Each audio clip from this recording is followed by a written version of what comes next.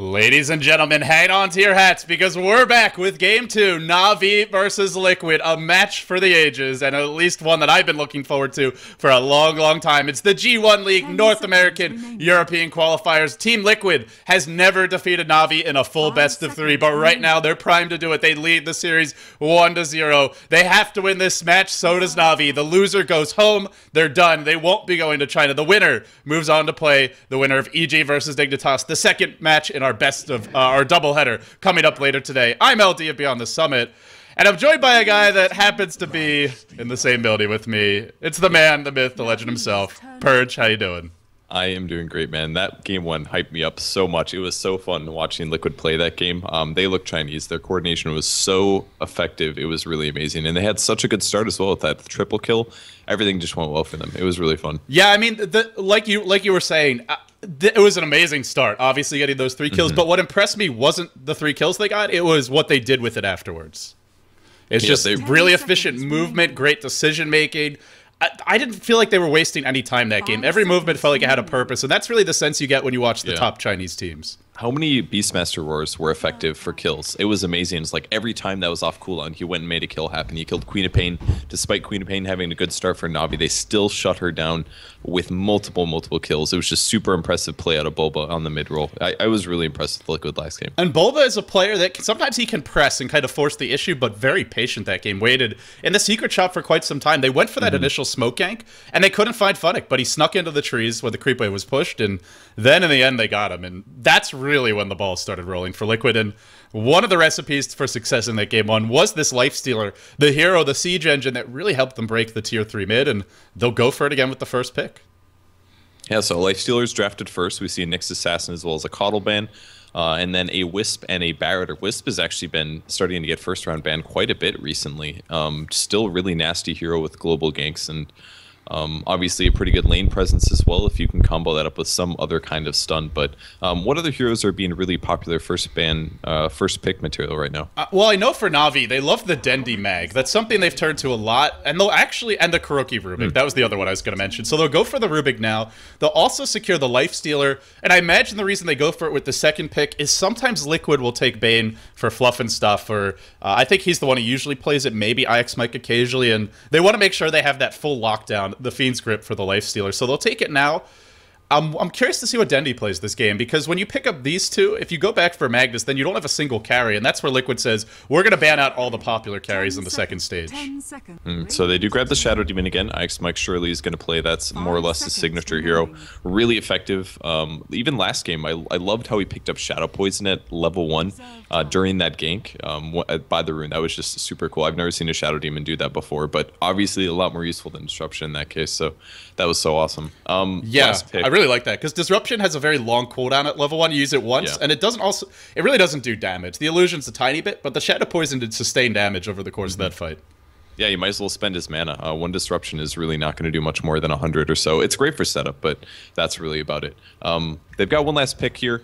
Thinking about maybe Magnus, like you said, he hasn't been drafted yet. I don't know if Liquid plays him that often, but they're going to actually secure the Clockworker immediately. That way he does not get banned in the second round. So they're not as interested in picking up a hero like Mag, but instead doing the clock. Now, do they sometimes tri-lane Clockwork, or is it usually just off-lane? It's pretty much, I've seen them do, I think, one aggressive tri-lane. It's still Bulba who plays the clock, but generally it is that solo, and I imagine if they want to do that this game, they could, because TC and his Lifestealer, he's played that solo quite a bit. I've seen him destroy heroes like Lone Druid, which is actually a pretty good matchup for the Lifestealer if you pull him early. So I think it mostly depends on how Na'Vi drafts.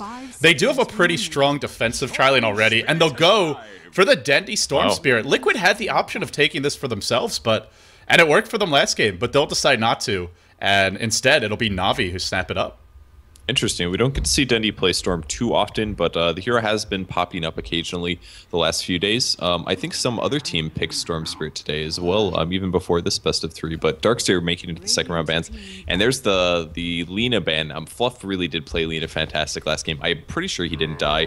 Once he got that Blink Dagger, it was just insane. Any stun that landed, and bam, Fluff was there to throw all the nukes, and it really did show just how powerful Lina can be in the right hands. I mean, Gods at one point in that cast, he's like, look at this Lina. she's got more farm than the PL on the enemy team. And I'm like, wait a second, how is that possible? And then I looked at the scoreboard, 8-0 and 6. Now, you get a lead. It's kind of easy to get kills on Lina, but he really was a big part of them getting that lead and played fantastically well. So Na'Vi, they'll ban out all the combo heroes for the Shadow Demon, the popular ones anyway. They'll go now for the Shrek, and well, we'll see what Liquid do with the second stage of their draft. They're banning out, it looks like Funix heroes, the Darkseer, the Nature's Prophet.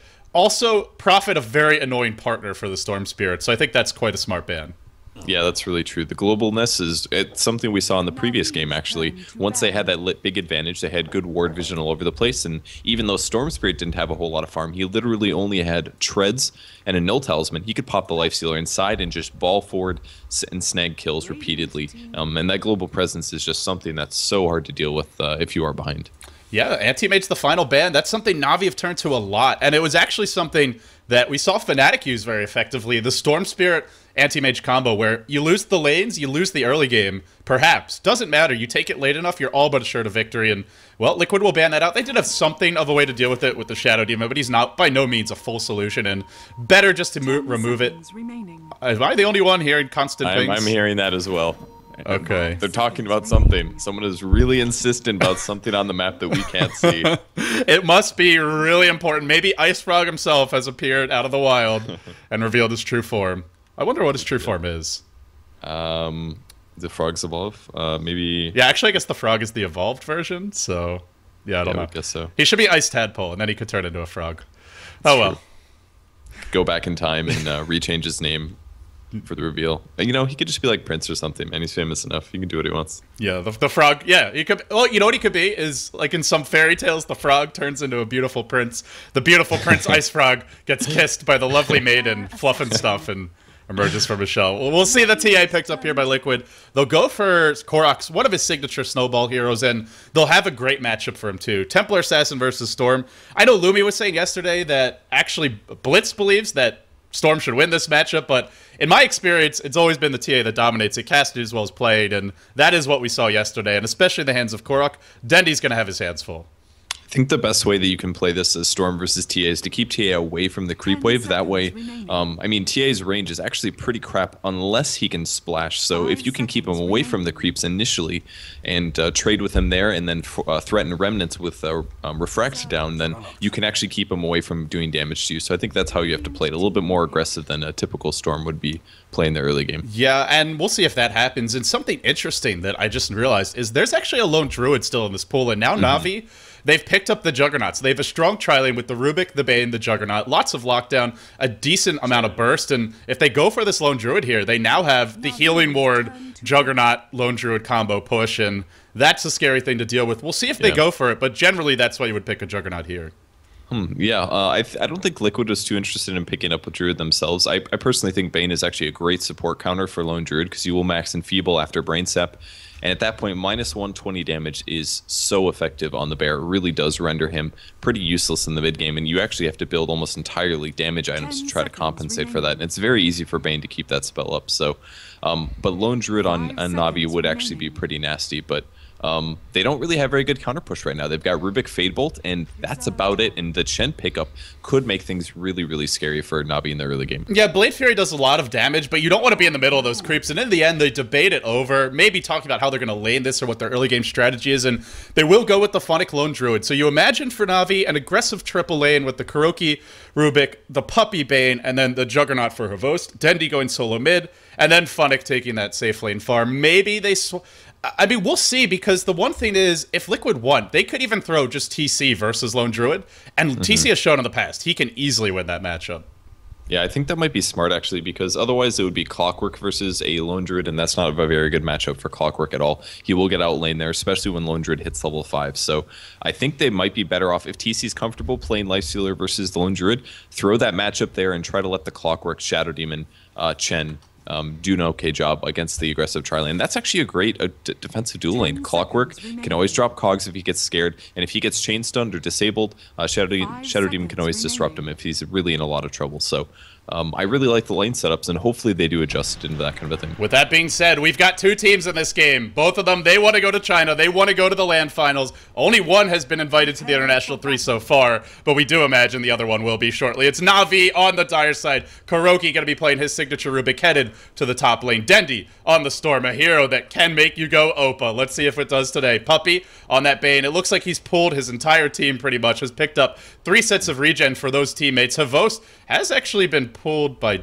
Dendi. It looks like they may have just passed a set of tangos around or something like that. And last but not least, it will be Funnick on the lone druid. Na'Vi trailing the best of 3, 0-1. It isn't up here at the top, but in fact, it is a best of 3. And Liquid, they're leading at 1-0. And on Team Liquid side, TC checking Roshan just in case they were going for the level 1 Roshan. He's going to be playing Lifestealer. We've got IX Mike playing the signature Shadow Demon. Fluff is playing Chen in the jungle. The nice little pig courier or cosmetic. Korok is on Templar Assassin, and we've got Bulba playing Clockwork. Yeah, let's see where Bulba goes. It looks like he will be taking that safe lane potentially, as he's currently down here. TC kind of roaming all over his jungle. I imagine just wanted to slow down that bear and prevent it from getting any sort of early creep pulls, and we'll see what the lanes actually develop into. But for the moment, it's kind of musical lanes, so I guess the interesting thing for Na'Vi is that game 1 really went poorly for them, but you gotta imagine for Na'Vi, they just look at it and say, we gave up 3 kills at level 1. From there, it was a very hard game. We're gonna play smarter and more stable this time around, and we'll still have a shot. Yep. X Mike's going to put a ward on the high ground. It looks like they're going to go aggressive, and the sentry goes down. Na'Vi expecting an obs ward on the high ground, and it's actually not there. Those are pings from the Dire side.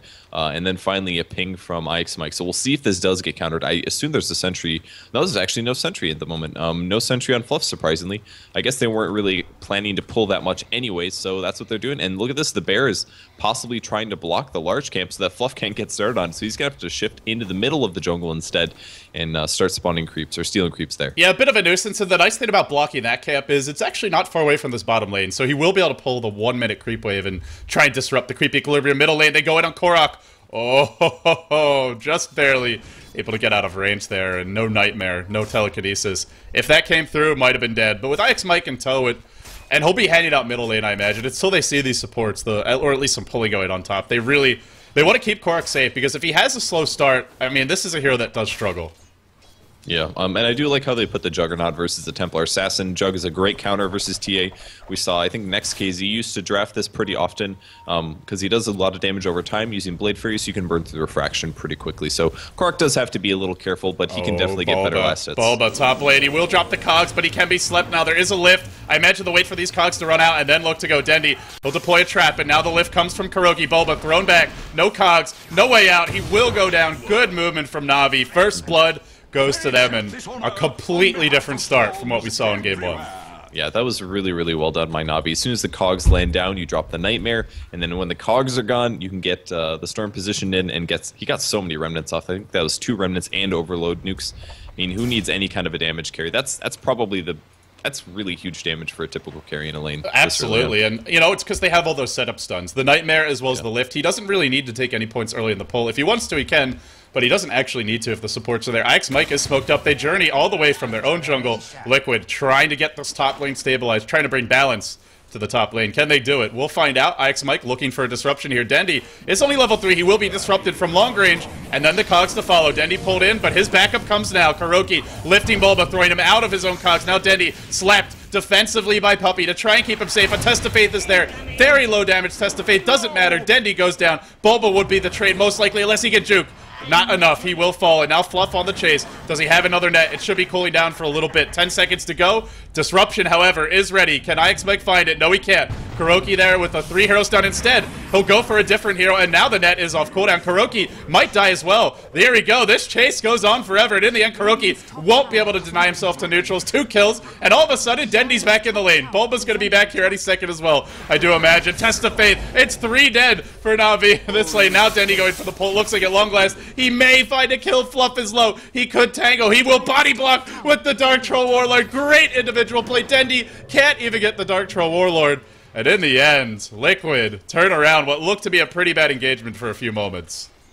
Wow, these guys are playing for their lives right now. They know Na'Vi does not want to lose this here. In Liquid, if they can take a quick 2-0 here, the danger is gone. And Na'Vi is not a team that you want to underestimate at all. But, man, they are playing amazing in the top lane here. So many ganks just barely getting kills. Yeah, that was just great body blocking by Fluff, and as well as decision making, because IX Mike, maybe he chases Puppey there for an extra second and doesn't find the kill instead, just goes right back on Havost, ends up picking him off, and then in the end they get the other support too. So great in the moment decision making from Liquid, and as a result, leading right now by 500 gold and 1500 experience despite giving up that first blood. 3 kills on that top lane happened during that engagement for Liquid. There was only 1 in trade, and well, Kevin, I think it's a good time to kind of look at these other 2 lanes and see how are things going right now for Na'Vi, because top lane's not really off to a great start despite that first blood.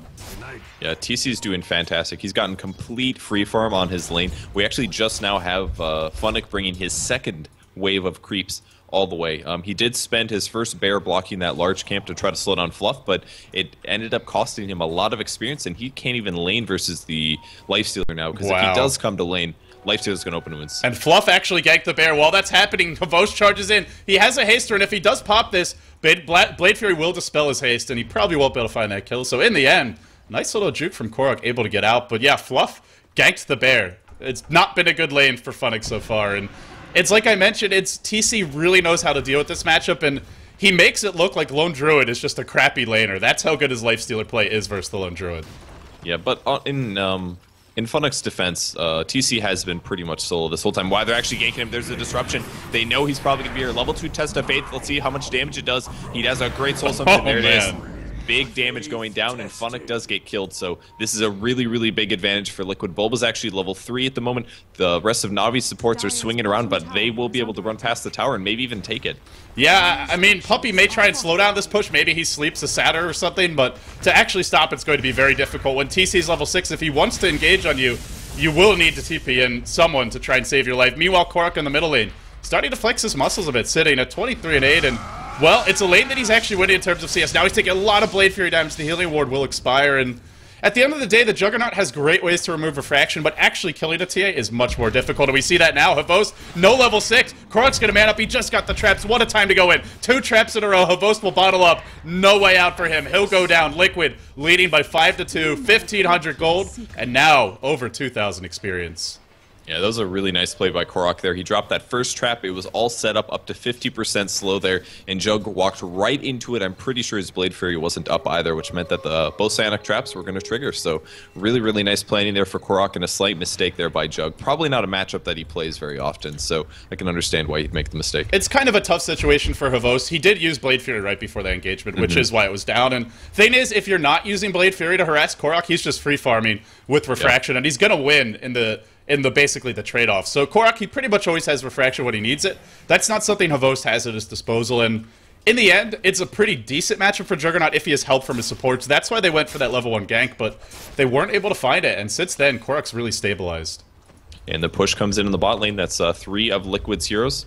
Tower's at 700 HP. There's a trap set up as well, and it's going to stay alive, so if any enemy heroes come, they should be able to shut this down a bit. Satyrs blasting the creep wave as well. They might even take 2 off of this with all of this pushing power. We'll see. And Korok even shifting down with the DD. In the meantime, IX Mike sitting mid trying to pick up level 6. Once he hits 6, this hero is as good as he needs to be for the rest of the game, more or less. It's exactly like you said. Na'Vi, no counter push. And what do they do at this point? Lone Druid doesn't stop these pushes. Puppey will be open wounds, and now he'll sleep himself for a moment, and now looks to run. But Korok is there with the double damage of the traps, and Puppey will fall. That's one sad little dog. And now Dendi comes in for the side, but he can't really fight into this death ball. So unless they teleport the Rubik, I don't think there's any combination of heroes that can actually stop this. Dendi will try, but there's only so much he can do.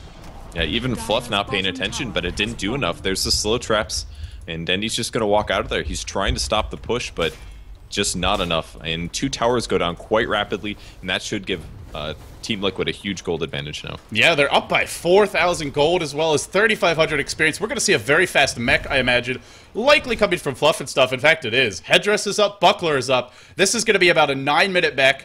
And when you have that, you go for the tier 2s. You at least start to pressure them. You certainly can look at a tier 1 mid. We will see a zip in on IX Mike. He gets pulled in. This could be a big kill for Na'Vi. They'll find 1. Can they find more? Korok just slightly out of range of Blade Fury. He may even look to turn around, but I don't think he'll go in without backup. So Na'Vi find a little bit of a kill, and this will create some breathing room for Funnick, who has now been rotated top. They're going to let Funnick farm that safe lane, and it really is a much better matchup. The problem is, who's going to lane against TC?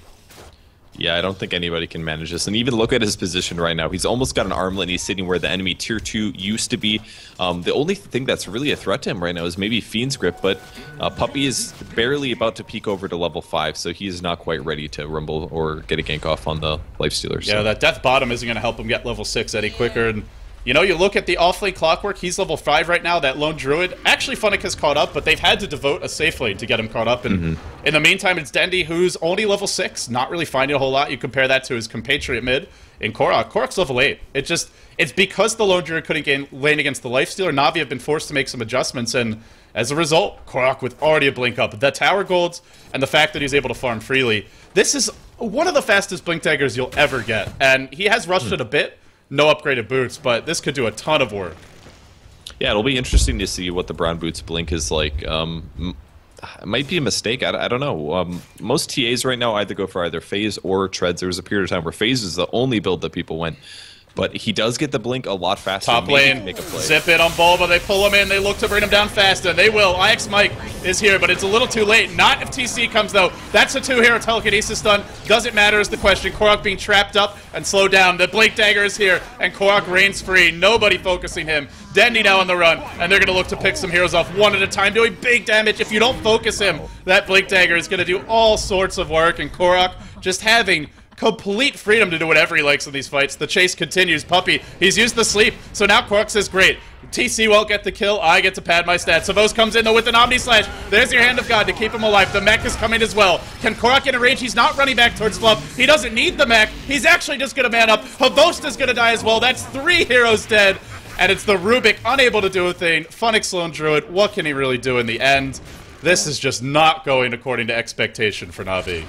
And Korok's Blink Dagger completely paying off there. He was able to chase after Puppey, get the minus armor and even more damage. Fluff with an insane heal as well. He got his mech. He doesn't even have boots yet, and he happened to get there at the right time and keep Korok alive. So a gigantic teamfight swing there for Liquid, just cementing their gold advantage. And here comes more pushing. Stormstride actually goes in, but a great disruption after IX Mike tries to soul catch that one, but grabs the neutral instead, and Dendi is going to get out of here just fine. Oh, no.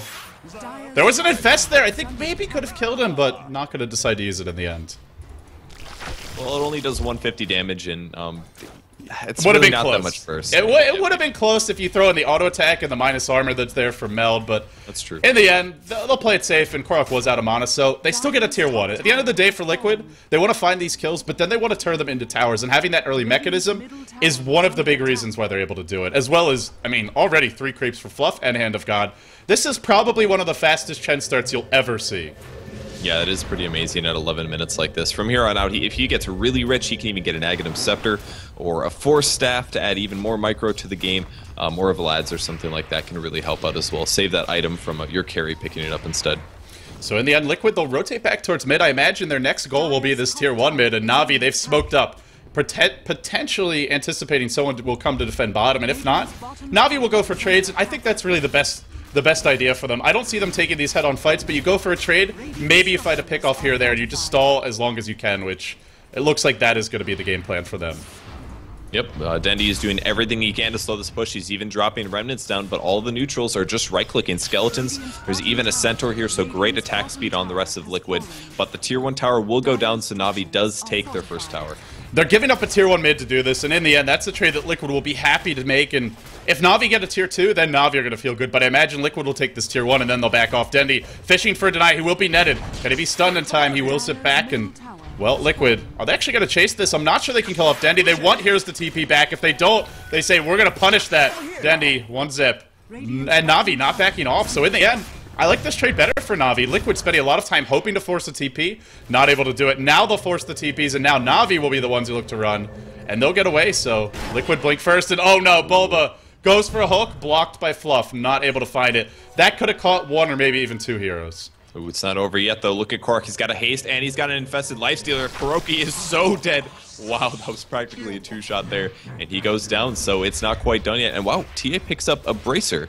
So possibly going Drum, I'm guessing? Drum Phase Boots? Yeah, especially if you go for the Phase Boots, you really need the extra stats and mana, particularly from the Phase Boots. So going for kind of a race car TA, and I think it's a good choice this game.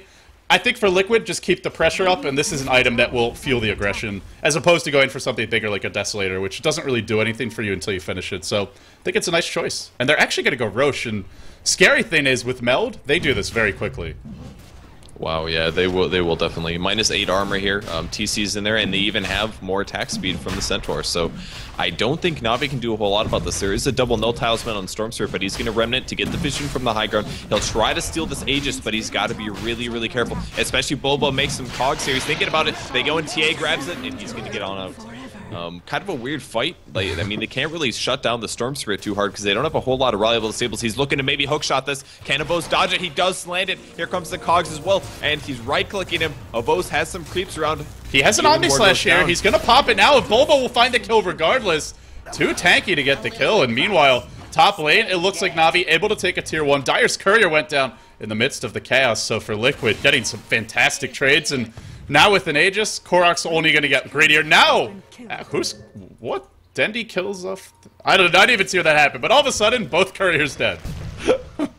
Did you catch either of those Courier kills? I in the river. Looks like it was trying to deliver something to Bulba, maybe, and got mismicroed in the fight. Not entirely sure, but, well, we see one of the sad fallen Couriers now.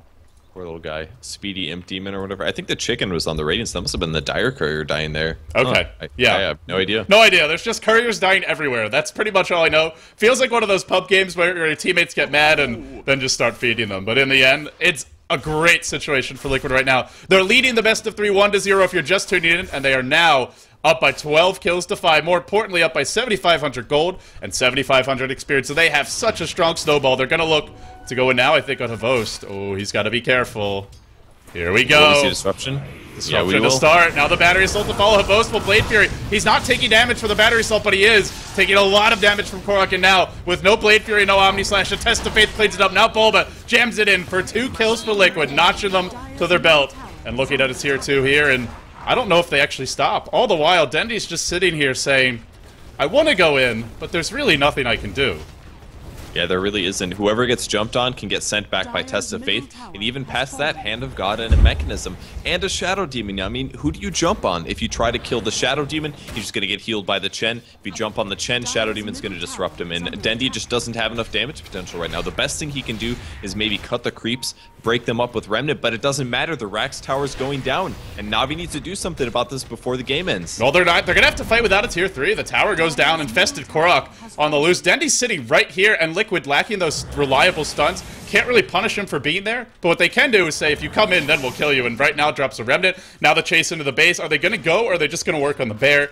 Liquid a little kind of just kiting back and forth. They'll now disrupt that lone Druid. Bulba looking for the cogs. Korok blinks in, but Funnick got pushed out, so they're trapped inside with the bear, and Bulba is dropping quickly to that bear. He will go down. A good start for Na'Vi. Now Puppy, or Denny makes his move. One Psych Smite, a couple of zips, a couple to keep him alive, and now TC feed script. About as good of a fight as you could ever hope for if you're Na'Vi. They've now found a second kill. Bulba will buy back. He'll look to rejoin the fight. Korok could be next. If he dies once, he might die twice. They're all going to hit the deck. Bulba is here again. There is a disruption. I don't know what's left on the Chen. Korok gets pulled in, and it looks like Liquid may have to cut their losses. Korok on the run, dropping low. Blade Fury's there. Bulba finds the hook, bails Korok out, might cost him his own life. IX Mike with the disruption. A staggered, secure retreat being attempted here by Liquid. Now Bulba also running. Can he get away? He's low. He's still alive. Fluff as well. Sends him home. And in the midst of this, Korok still running. But Shadow Demon picked off as well.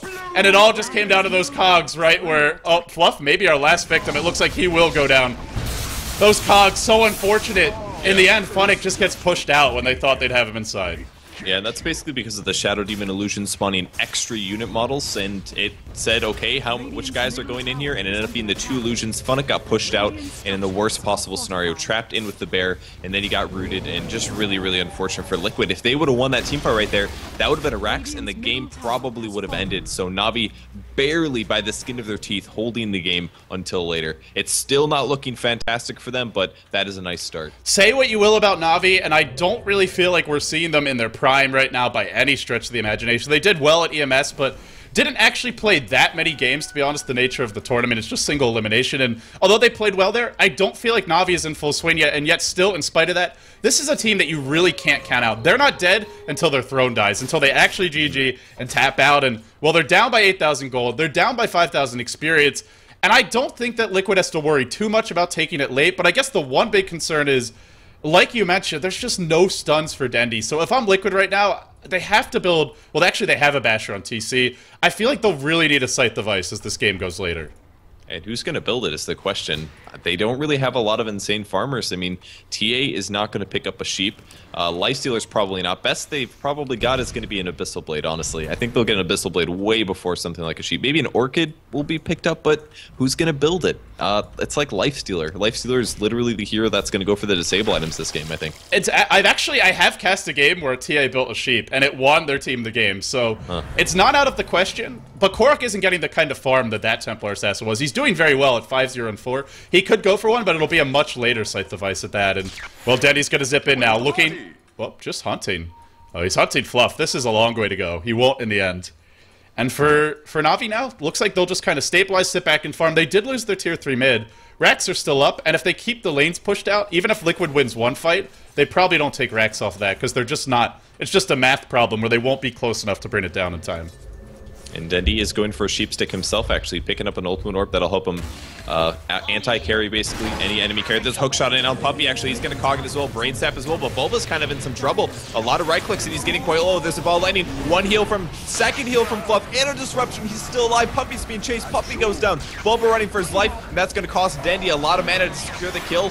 But he will go high ground and teleport out, so he's going to be just fine. But they're not done chasing. A great block from Fundic as well. That was so sick, putting the bear down. They will lose the Spirit Bear as a result, but absolutely saved his life. Wow, maybe not. Will they? It's close. It's going to drop to that last hit from Korok. If he doesn't have his bear... Oh, he does have a resummon, so that's good news for them. And for Bulba, it was a great little initiation. Liquid took forever to get there, but... With the Hand of God, the mech, and now a Vlad's up for the additional armor, just able to keep Bulba alive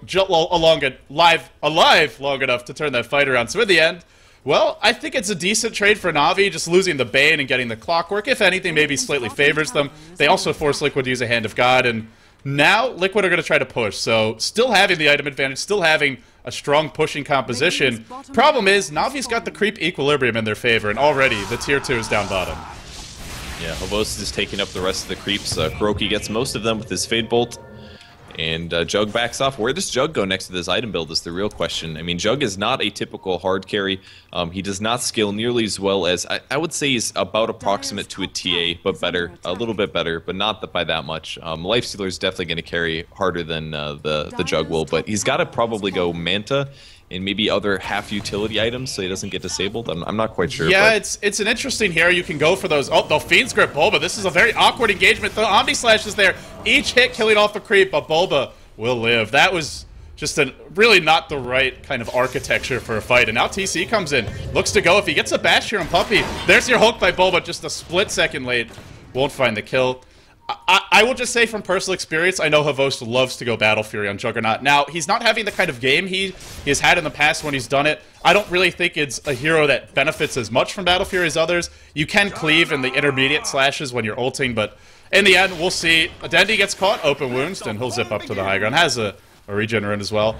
If you want to go just for straight damage or sort of utility, you can go for things like the Shadow Blade, the Desolator. Those would be sort of your more common items in general. But for Havost, he does like his Battle Fury quite a bit. Well, we'll see if he picks that up. Doesn't necessarily counter a whole lot of Liquid. It's not like they have a PL or anything, but it will help him farm very well, especially when you have phase boots. You can actually get from camp to camp pretty rapidly, and the Battle Fury does help you get your next item up after that a little bit faster, so maybe that's what he'll pick up. He's got 2,000 gold right now. Maybe he'll even do something like a Lothar's or something like that. Since there's not that many stuns on the enemy team, he can possibly use that to be really hard to kill. Yeah, I mean, the thing with going Battle Fury is you're just not going to win a right-click war with a TA or a Lifestealer. And maybe if you have a Butterfly, a Manta, and that next item, then you can win if they have similar... oh, at least the TA, maybe you can kill her, but you're not killing off a Lifestealer. And not when TC is way ahead of you. Sitting at 10k net worth, same for that TA as well. So Liquid, they're ahead. But the thing is, they haven't broken the base yet, and this game is starting to get that feeling about it where, well, if Liquid makes something happen here, maybe that's not the case. There will be a Purge on Kuroki. Chain stun, beautifully done by Fluff. Slams it home. They get a key kill. Can they go high ground off of this? It is going to help a lot. Fade Bolt, like we talked about in the drafting stage, is one of the few counter push spells that they're working with, and that is a lot of damage reduction that Fade Bolt does. It does jump reduction now? I didn't know that. When did they change this? Radiant's top tower is under attack. Yeah, I want to say it's always done that, but I could be wrong. We'll see an initiation here by Dendy in a few moments, perhaps. They'll go on Fluff. Habos, he gets in the middle of two. He lands a Blade Fury that's doing a lot of damage, but he's taking a lot of physical hits from TC. Dendy able to zip away. Funnick is getting a tier 2 top while this is all happening. And Kuroki, he's trying to live. He's trying to run. The Fade Bolt splashes through. There will be a hook by Bulba. Secures that kill. Now Dendy fighting IX Spike, starting to get some real movement in this fight, but the Orchid is there, and he will go down. Korok has gone for that signature lockdown item to deal with the Storm. He loves his Orchid. He gets it on OD. He gets it on Storm. He gets it on Queen of Pain. He gets it on everyone, TA included. Buyback from Dendy now onto Fluff, who's on the run, and Omni Slash comes through, not doing any damage. The Chen Creep's tanking all of it. Fluff dropping low. The Orchid is there again, and Dendy goes down again. That Orchid has such a low cooldown. Now Boast on the run. Korok giving chase. Sorry at that. Now TC entangled. Man fighting the bear. Able to live. Everybody Poppy Ghost Scepters. Puppy on the run. Kuroki, he's still got his up, but he may look to use it now, and this looks to be the end for Na'Vi. Their G1 League ambitions might just end here, down by 9k gold, 8k experience, losing 1 lane of Rex, and possibly losing the game. Wow, Liquid is playing so impressively. That Orchid picked up at just the right time, finally able to lock down the one here that they couldn't kill, and that was Storm Spirit. And like you said, 18-second cooldown on Orchid is exactly what they needed. And at this point, if Storm Spirit doesn't have a BKB, there's not a whole lot that he can do to stop this, especially because they're so far behind in farm. And the DD, there was also a DD on Korok in that fight, so despite being enfeebled, he still hit just as hard. A hook shot back in. Funnick was not able to make it to the fight, but they're going in. Puppy taking a lot of damage, pops his Ghost Scepter. Kuro as well. Will Bulbo be in trouble? He's running for his life, but Storm Spirit falls all the way in. There's the mech. Will it be enough? He might have to send Bulbo back, but instead they just take Dendy out. The top Rex is almost dead here, and now they're open wounds on Habosis. He wants to secure the Bulbo kill. He's in trouble. He gets bashed in. Good game is called. Liquid takes it. What a performance by Team Liquid. 2-0 in Na'Vi. They got 2-1 yesterday by the Alliance, but Liquid makes it look even easier, rolling right over them and cruising in to play against either EG or Dignitas. It will be 2 North American teams in the top 4, but none of them has yet secured a spot to advance to those LAN finals. Fnatic, as well as the Alliance, might have something to say about. They are your 2 winners bracket teams, but Liquid, you really can't say enough about this team. They got the invite to the International 3 yesterday. I saw a lot of people saying, where's Navi's invite? Well, I imagine they'll still get one regardless, but Liquid serving noticed that they are not a team to be trifled with and that they really do deserve that invite. Yeah, I just want to talk about how awesome Liquid looked in comparison to their performance versus EG. A couple days ago, I watched the EG Liquid match, and they had a lot of trouble taking out EG, despite Na'Vi arguably being the better team at the moment. And I'm just really impressed with them right now. They played phenomenally tonight. What a performance. What a game from all the guys on Team Liquid. The North American boys, they do it, and they do it in style. They're going to take this best of 3, and they will be moving forward to play the winner of EG or Dignitas. I'm LD. He's Purge. Purge, thanks for joining me, man. Any shout-outs? Anything you want to plug? Yeah, if you guys want to follow me on Facebook or Twitter, it's at Purge Gamers, and thanks for having me on the show. Yeah, it's Purge Gamers for everything, guys. That's YouTube, Facebook, Twitter, and of course his website, purgegamers.com. It's always it's your first time, I think, casting with me since we moved to the house, but looking forward to having you much more involved. We're going to have to keep you up late at night. We do anyway with our screaming, so yeah. It's a blast, man. We hope we'll have avoid it. Yeah, he's up whether he likes it or not, so you might as well cast. Right. Well, in the end, Na'Vi, the road ends here for them. Liquid, they move on. Coming up in just about 2 hours and 30 minutes, we'll have EG versus Dignitas, a best of 3. And if you haven't already heard, there's actually a special show match today, guys. It's Na'Vi versus Roxkiss. That's a best of 5, and the format ensures that we will play all 5 games. Basically, you win $200 for each game you win. So that show match will come up right after EG versus Dignitas. So tons of action, both for G1 League as well as we play here today. But the story of this series was Liquid, all the way. They take it 2-0, and they do it in style. They're moving on. They'll play EG or Dignitas, the winner of that best of 3, to be determined in about 2 hours and 30 minutes. I'm LD, he's Purge, and for now, we're signing off.